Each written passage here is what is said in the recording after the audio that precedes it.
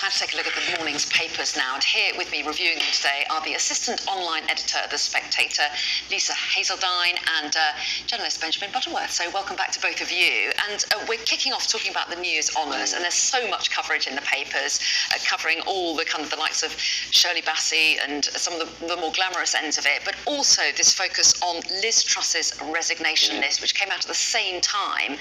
You picked out the FT, Benjamin, for your take on this. Yeah, so Liz Truss, for those that forget, was Prime Minister for a month last year, and despite having only 49 days in office, and we were discussing this, we say 49 days, but that included the death of the Queen when government wasn't functioning.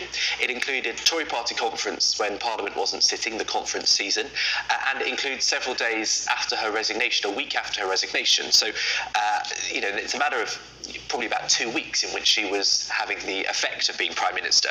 But despite that, she's got a resignation honours list. She's appointed 2 people that were in charge of Vote Leave, the Brexit campaign, and the former Deputy Chief of Staff to herself, along with various gongs for people like the chair of her local Conservative Party association.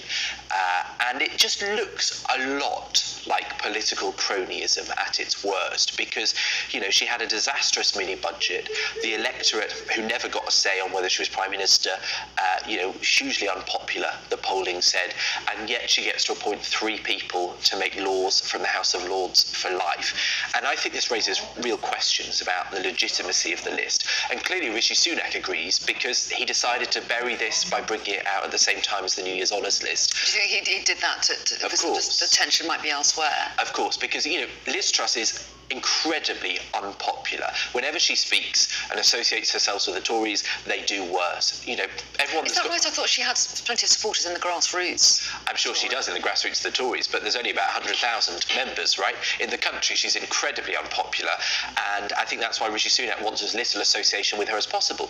But people on the Labour side say if he were a strong Prime Minister, he had the right to not allow these honours to go through. It's up to the Prime Minister of the day, and he didn't do that. So there's probably some party management in letting it go through. Well, yes, and her supporters would say this is the right of every Prime Minister. She was Prime Minister, and it may have been for a short amount of time, but she should have the same honours that other Prime Ministers do as well. Yeah, that's true. I mean, every Prime Minister pretty much that's come before her has been able to nominate their own honours list. And actually, interestingly, Keir Starmer has said that, were he to take office, he wouldn't be doing that, which I think we'll have to see. I don't believe that. Yeah, we'll have to see whether or not that actually comes to pass, because it will obviously work to his advantage to have those people in the Lords.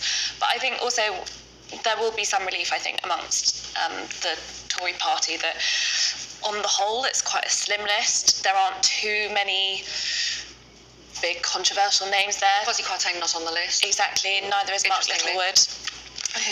Yeah, no, I hadn't thought of that, but that is interesting, because they were long-time political allies. Yeah. But and friends, exactly, not just politically. But I do know that he doesn't speak as generously about her as you might expect, so maybe there's been a degree of fallout there. Yeah. I know that he said some critical things about her tenure, about her ability to be Prime Minister in the year since, so I think that's a really good point. I suspect relations have fouled a bit there. Interesting one anyway, and lots of coverage of all the incredible community heroes who've done so much work, who've also been honoured in the papers. Let's move on though, Lisa, because there's a story in the Mail which will concern people who've gorged on cheese on Christmas, like me.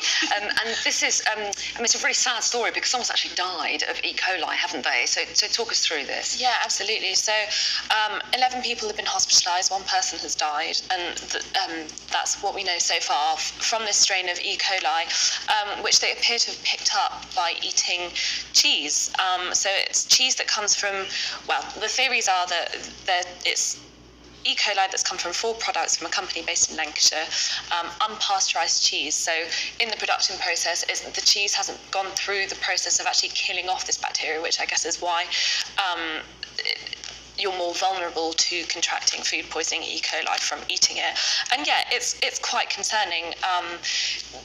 as you say, many people have been eating a lot of cheese. I certainly have. And some of these products have been recalled, but it might not be clear how many people are affected by it for another couple of days, particularly while people are finishing their Christmas leftovers. Yeah, it's a tragedy. And also the warning went out. I remember I was doing papers on Christmas Eve, and they just issued the warning to not eat this cheese in your hampers. So, how sad that they realised it in time, but still some people didn't get the message and have fallen. One person's died. Yeah, and I noticed that the company, they say it's a nightmare, we're devastated, but they do point out that the firm's part of a bigger investigation, and these cheeses have been withdrawn as a precaution. There's still more investigations to go. Let's move on to the time, shall we? And this is the fleshing out, Benjamin, isn't it, of some detail of a scheme that was announced in the spring budget, I think. Is it Work Well or Well Work, or that's it? One of those. Well, Work Well. Work Well. Yeah, scheme. That's what we so tell us a little bit about it.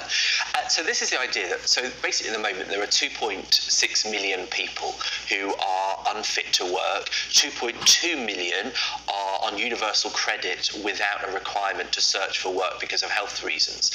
And so Department for Work and Pensions and the Health Secretary have come up with ideas that includes prescribing going for a jog, having access to mental health support, getting debt advice, getting therapy. So a sort of more holistic approach to the reasons that leave somebody unfit, feeling mentally incapable of holding down a job, of being able to pursue work. Now, the cost to the taxpayer is enormous of 2.6 million people who potentially could work. But I just think there's a lack of self-awareness in the government saying this will solve a problem, because I think it's clear that the reason we've had a spike in the number of people not able to work is because we've got, 7 million people on NHS waiting lists. So I dare say that a considerable number of those people are in that situation because they've not had their hip operation, or their knees declined, or they had an illness that wasn't seen in time and is now far more problematic. Of course, you can't solve the NHS waiting list overnight, but I think the real way to solve this problem would be to have an NHS that's back up to speed so that people don't get twice as sick as they were at the start. I think, unfortunately, on that as well is the mental health aspect of it, which really, until stuff begins to improve in the country as a whole, even just things as broad as the cost of living crisis, which is such an umbrella term, but that will be impacting the way that people are feeling with themselves and whether they feel capable of working, which sounds paradoxical, but if you're stressed about debt, how you're going to pay your bills, all of that adds up, and some people just then totally understandably don't feel like they can then sort of perform, or they don't feel up to it. So I think some of the support could be helpful in those cases. Yeah, but I also think really it's a symptom as much as it is a cause in itself. Addressing other areas of the economy and that sort of thing will also impact people's well-being. Okay. And these numbers are up a third in 4 years. Yeah. So clearly something has changed. People not working, yeah. And government very keen to get them back so they start paying taxes, and it helps boost the economy. Now, I promised that we were going to talk about New Year's rail chaos, but you've been far too interesting on all the other subjects. We haven't had time. But you're back in the next hour, so perhaps we'll talk about that then. But for the moment, thanks very much indeed.